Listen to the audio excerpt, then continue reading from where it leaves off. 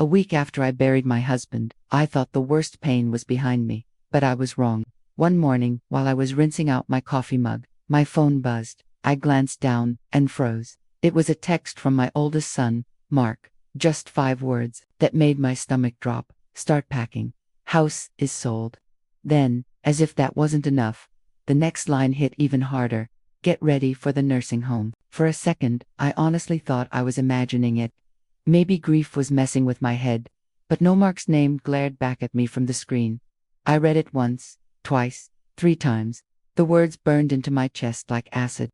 I set the mug down, slowly, afraid even the smallest movement might make my whole world collapse. My son, my firstborn, the baby I'd rocked through endless nights of colic, the boy I prayed for through every heartbreak and exam. And now, he couldn't even pick up the phone, just a cold, sharp text.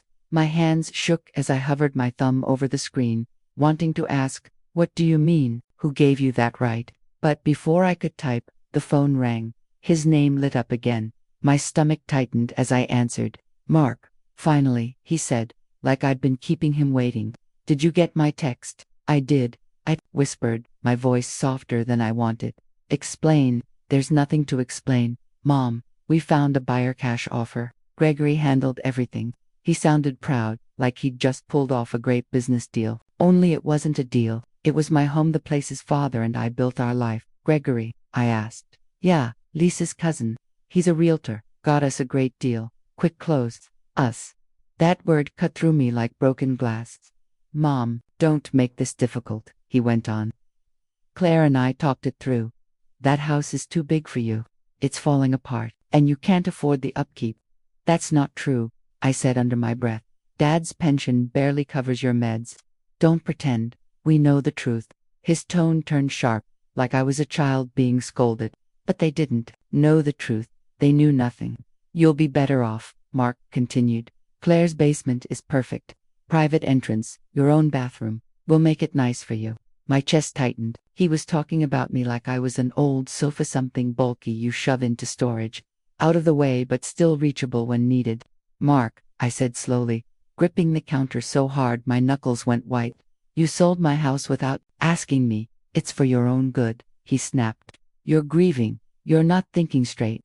"We are." Silence stretched between us so long, I could hear my pulse pounding in my ears. "Finally," I said quietly, "I'm hanging up now." "Don't," he barked. "Gregory needs your signature tomorrow.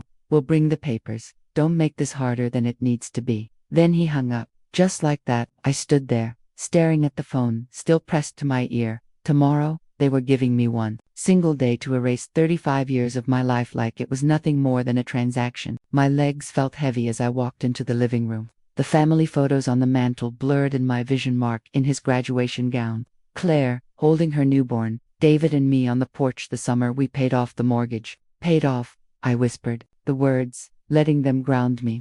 They thought they knew everything. They thought I was weak. They thought I had no choice. I sank into David's chair, the one that still held his shape, and stared at the silent phone in my hand. My heart beat hard, not with despair this time, but with something sharper, stronger. They had no idea what I was hiding. They had no idea what I was capable of. I remembered the way they stood in the corner that day, Mark, leaning toward Claire, whispering fast, his hand cutting through the air as he talked. Claire just nodded, her eyes flicking toward me before darting away.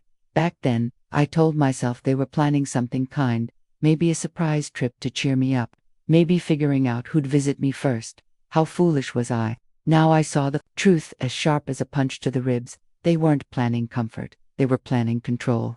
My chest ached as I walked into David's study, a room I hadn't dared to step inside since the funeral. The faint smell of him still lingered there, and for weeks I'd avoided it, afraid the memories would crush me. But fear had changed shape now. With trembling fingers, I pulled open the bottom drawer, and there it was, the blue folder David had told me about months before. His voice echoed in my mind. "If things ever get ugly, you'll know what to do." I slid it out, placed it on the desk, and opened it. My breath caught. Bank statements in my name, investment accounts healthier than I ever dreamed. And then something that made my knees weak, a property deed. Napa Valley, a villa, paid for, in full. My hand flew to my mouth to stop the gasp. "David, What did you do? Taped inside the folder was an envelope. My name written in David's familiar handwriting. Read only when you're ready. My eyes stung, but I didn't open it yet. Not now. I pressed it to my chest, letting its weight steady me. Then my phone buzzed in my pocket, dragging me back. Another message from Mark. Gregory's client needs your signature tomorrow. Don't make this hard. My grip on the phone tightened until my knuckles ached. They thought they held all the power. They thought I was broken, too lost in grief to resist. I locked the folder away and stood straighter. For the first time in weeks, the tears dried on their own. Tomorrow, they'd come expecting a woman, too weak to fight back. Instead, they'd meet someone entirely different. That night, I couldn't sleep. Every time I shut my eyes, I saw Mark's text flashing in the dark. Start packing. I sat at the kitchen table, staring at the untouched casserole someone had dropped off. When the phone rang again, his name lit up the screen.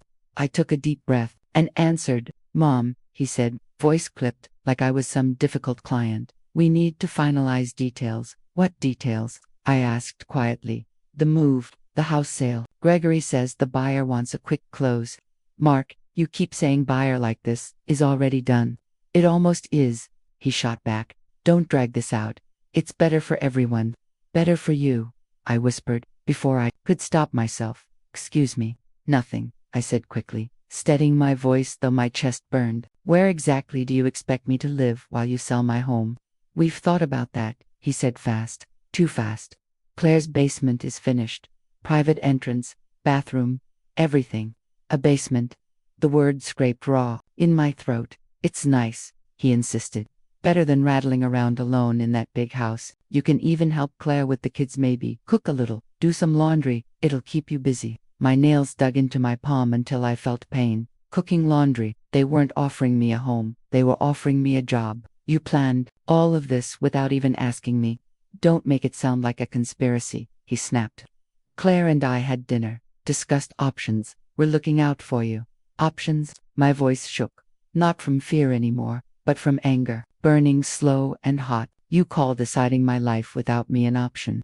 Silence stretched, then Mark sighed, frustrated. You're grieving. You're not thinking clearly. We are. Trust us.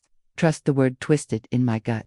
Trust was dead, buried with David. And what happens to my things? I asked flatly. We'll handle it. Gregory has a storage unit. If you can't sort everything, honestly, Mom, this is a win-win. Win-win. The laugh ripped out of me, bitter and sharp. You think uprooting me from my home, shoving me into a basement, and selling everything I own is a win? Stop being dramatic. We're trying to help you. Help me. The words made my skin crawl. I stared at the locked desk drawer, at the blue folder hidden inside, and felt its weight in my mind. They thought I was weak. They thought I had no choice.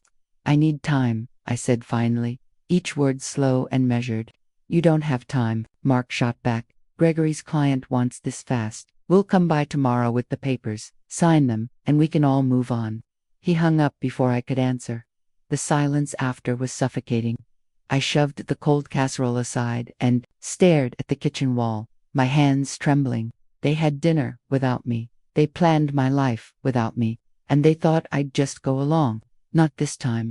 My pulse hammered in my ears, and for a moment I felt like despair might swallow me whole. Then my eyes drifted toward David's study. My jaw tightened. No, this wasn't the end. Not yet. I didn't sleep that night. The clock ticked past midnight as I lay staring at the ceiling, replaying Mark's words over and over. Sign the papers, basement, nursing home. And through it all, I kept hearing David's voice. If things ever get ugly, go see Connie. By morning, my mind was made up. I walked into Connie West's office, gripping my purse so tightly my fingers hurt. She smiled kindly, but as soon as I sat down, the words spilled out. Mark says the house is sold. They want me out tomorrow. Her eyes narrowed. Sold, without your signature. That's what I said, I whispered. They act like they have all the power. Connie opened a drawer and pulled out a thick folder, sliding it across the desk. They don't, she said calmly. David planned for this. My heart thudded as I flipped it open. Every account, every asset, all in my name. The house, the savings, even investments I never knew about. Relief hit me so strong, I almost laughed. But then Connie's voice turned serious. You're protected for now, but if they try to challenge your competency, the court could step in. Challenge my what? I blinked at her. Your mental state, she said softly. If they claim you can't manage your own affairs, they could try for guardianship. My stomach twisted. Mark's words came rushing back. You're grieving. You're not thinking straight. They've already mentioned an evaluation. I murmured. That's their angle, Connie said. From now on, everything you do matters. Be careful. I gripped the edge of her desk until my knuckles ached. Careful. I'd be more than careful. I'd be ready. Connie reached into the folder again and handed me a sealed envelope with David's handwriting on the front. My chest tightened. He left this for you, she said. My throat burned as I traced his name with my finger. I wanted to open it right then, but I couldn't. Not yet. I slipped it into my bag, feeling its weight like a heartbeat. Then she pushed something else toward me, a bank card. He called this your Independence Fund, she explained gently. There's $100,000 in it. Do you want me to block any sale attempts on the house? For a moment, I pictured Mark and Claire's faces when their plan crumbled. The thought almost warmed me, but I shook my head. Not yet, I said, my voice steady, stronger than it had been in weeks. Let them think they're winning. Connie studied me for a long moment before nodding. When I walked out of her office clutching the envelope and the bank card, something deep inside me shifted. The fear that had strangled me since David's funeral finally loosened. My children thought they were the smartest people in the room. They were about to find out just how wrong they were. At home, I closed the door and leaned against it. My fingers brushed over the envelope in my bag, David's handwriting burning in my mind. But I didn't open it. Not yet. I needed a clear head. My phone buzzed. Mark again. Mom, he said, his voice lighter, almost smug. You've had time to think. Ready to do the right thing. I've been thinking, I said softly, forcing warmth into my tone. Maybe you're right. Maybe the house is too big. There was silence. Then he laughed in relief. Finally. Thank you, Mom. I'll tell Gregory. Don't rush. I cut in quickly. I'd like one more night here. For memories. He hesitated, then said, okay, but don't change your mind. I won't, I lied, my heart pounding. When the call ended, I sank into a chair and looked at the empty boxes I'd brought up from the basement.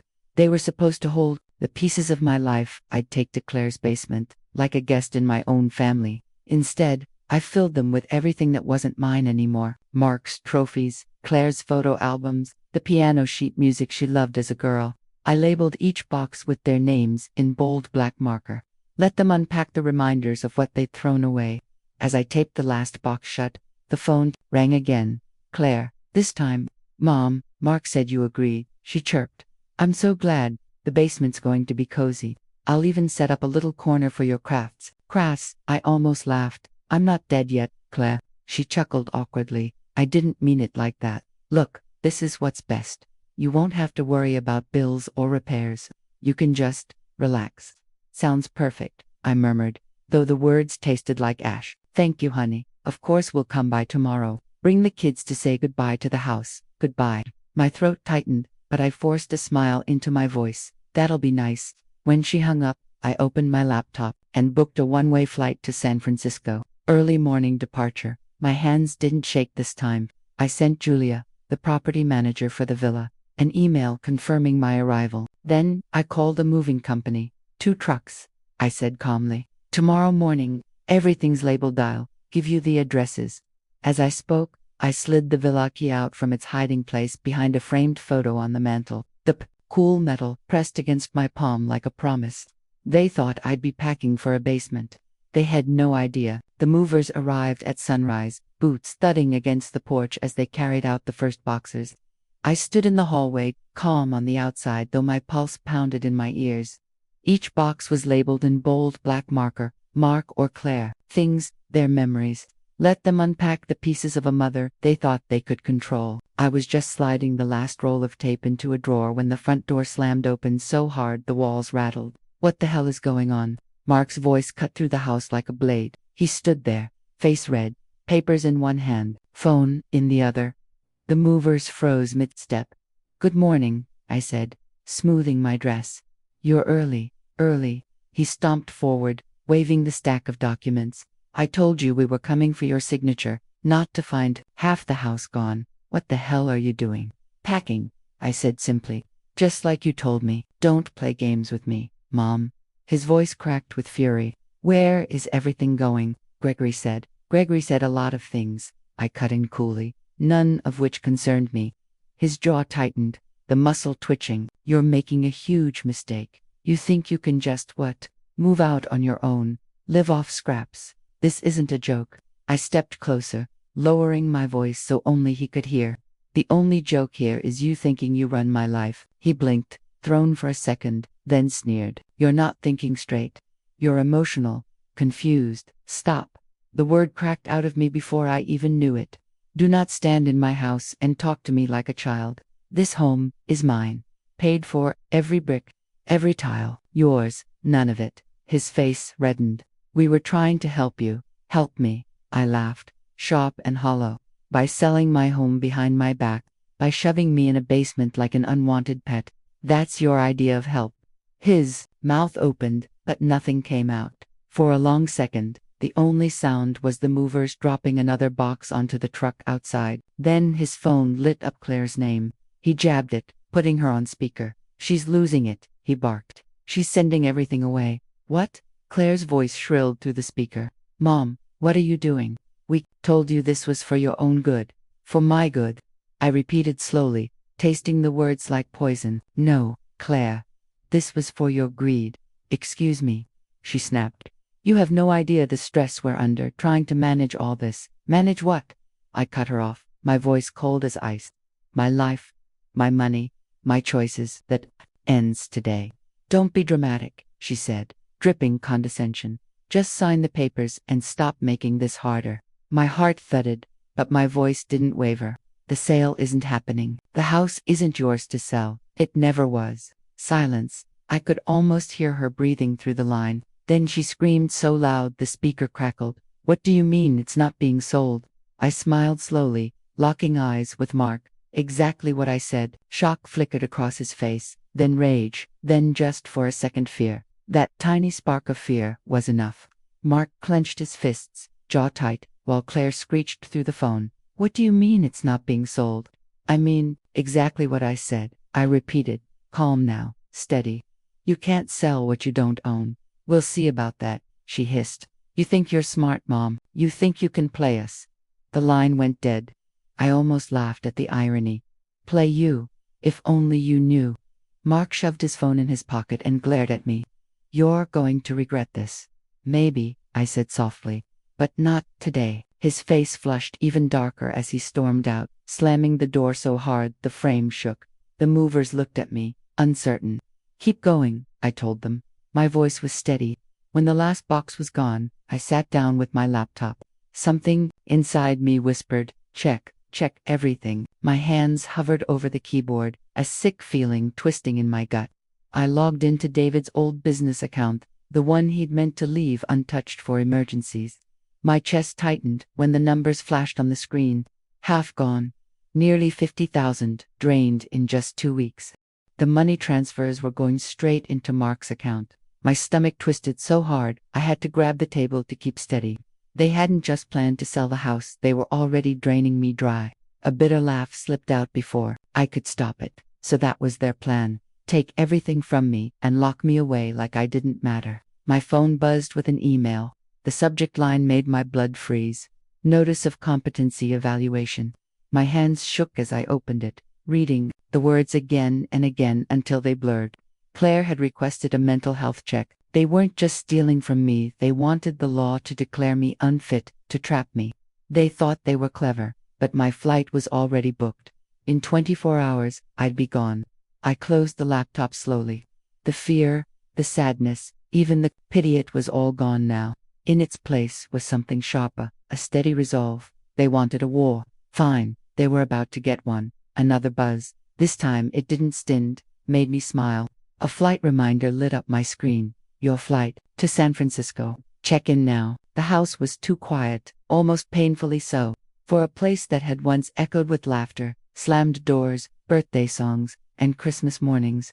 I walked through each room, my fingers brushing the walls as if I could memorize every corner before it all slipped out of my reach. The boxers were gone, labeled with the names of children who thought they could erase me. On the kitchen counter, I left 2 envelopes, one for Mark, one for Claire. Inside were old family photos, recipes in my handwriting, and a short note that read, "This is the last thing you'll ever take from me."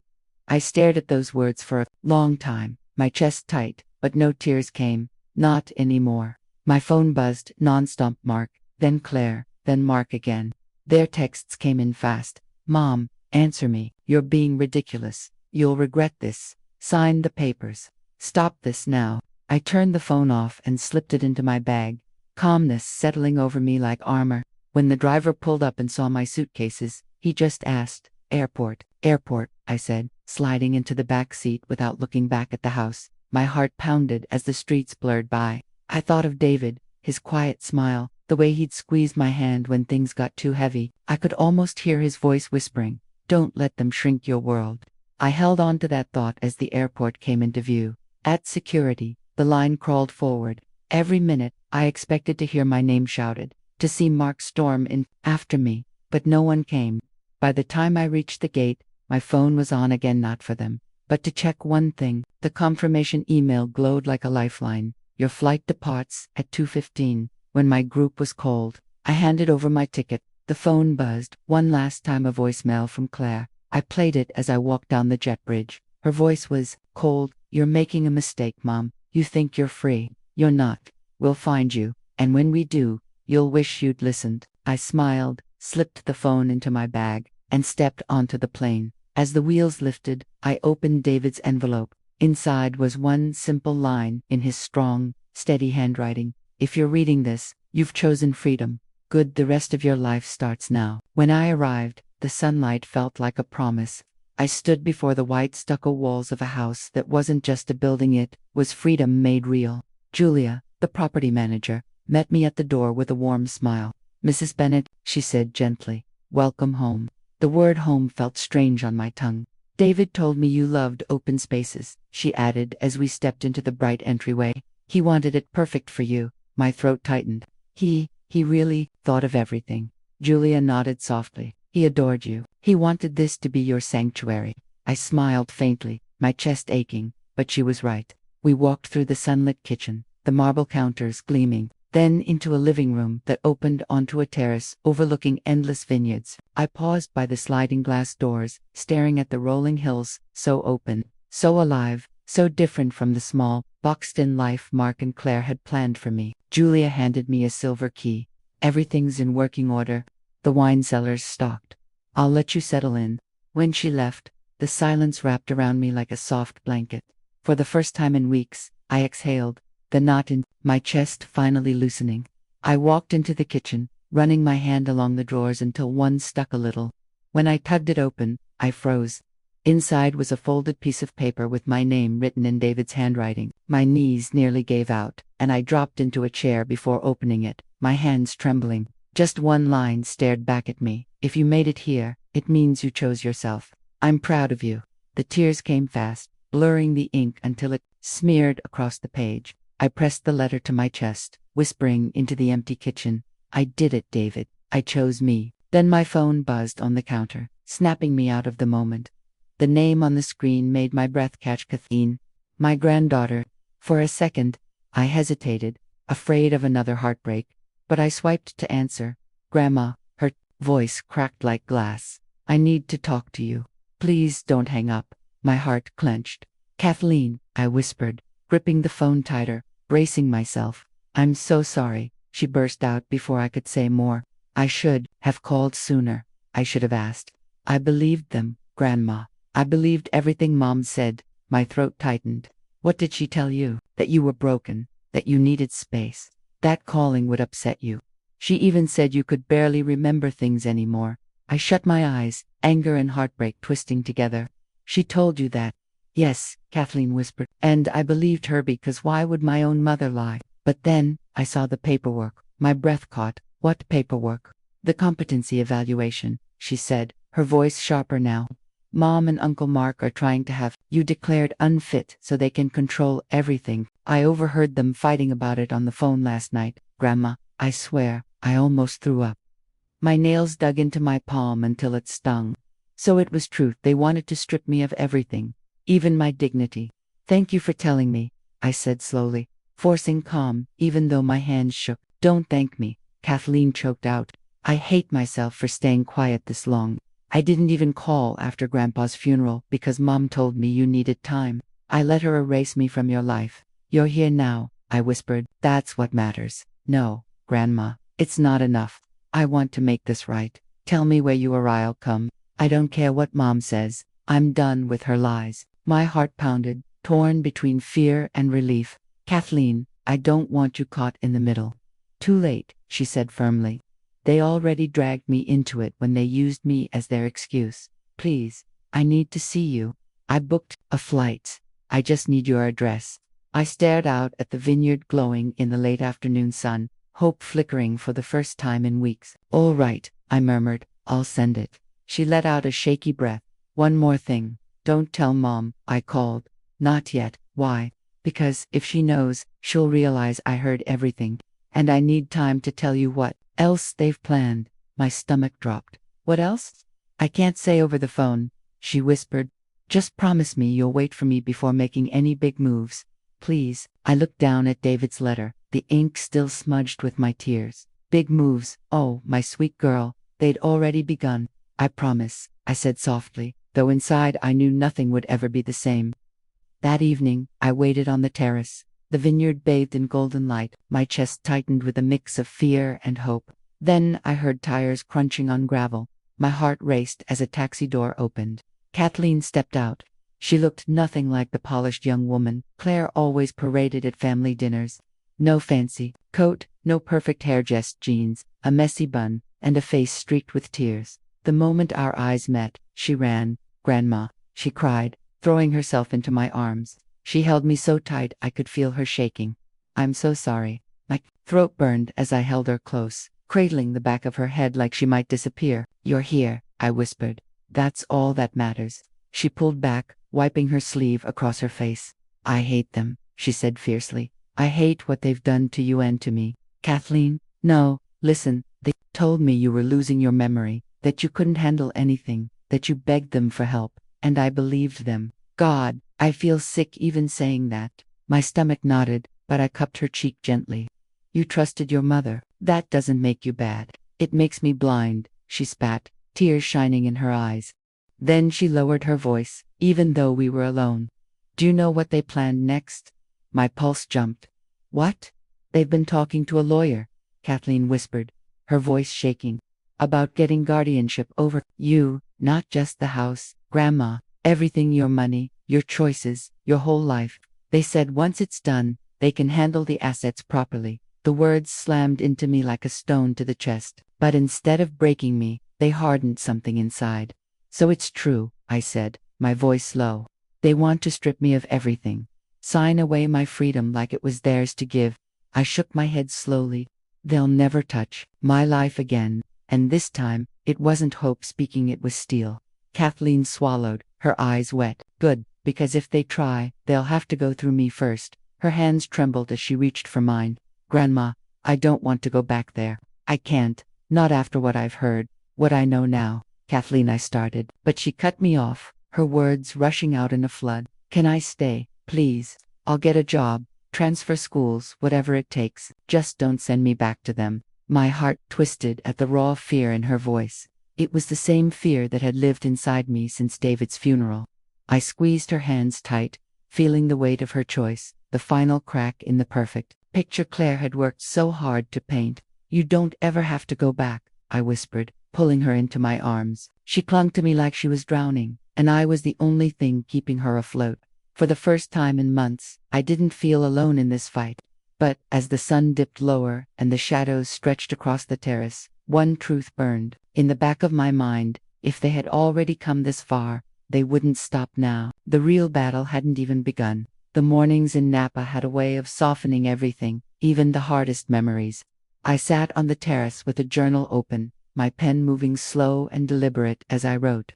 Not for anyone else, just for me. A reminder of the woman who almost let herself be caged, and the one who finally refused. From the kitchen came Kathleen's laughter, bright and unguarded, followed by the clatter of dishes. For the first time in months, The sound didn't make my chest ache, it made me breathe easier. She stepped outside with 2 glasses of lemonade, sunlight catching in her messy hair. "Grandma," she said, settling into the chair beside me, "do you ever miss them?" The question landed heavier than I expected. I stared out at the rows of vines stretching toward the horizon, memories flooding back, marks, sharp words, Claire's icy tone, and all the years I loved them without question. "I miss who I thought they were," I said at last, my voice calm, "not who they turned out to be." Kathleen nodded, tracing the rim of her glass with her finger. "They still email me, you know. Mom sends these fake, cheerful notes like nothing happened. Mark just forwards articles about investments." A faint smile tugged at my lips. "And you?" "I delete them," she said simply, her eyes meeting mine with a spark of defiance that made me proud. "They don't deserve answers." I reached over and squeezed her hand. "Neither do I whispered, surprising myself. "I've spent enough of my life giving them everything. This," I gestured at the vineyard, the sun, at her. "This is mine now." Kathleen smiled then, a real smile, the kind that said she understood more than words could explain. She leaned back in her chair. "Grandma," she said softly, "what else don't they know about you?" I looked at her, then at the wide, endless sky behind her. For the first time in years, I felt a spark of something wild and untamed rise inside me. My lips curved into a grin. That's today's story. If it touched you, leave a like and subscribe. And don't forget, share your own life lesson in the comments below.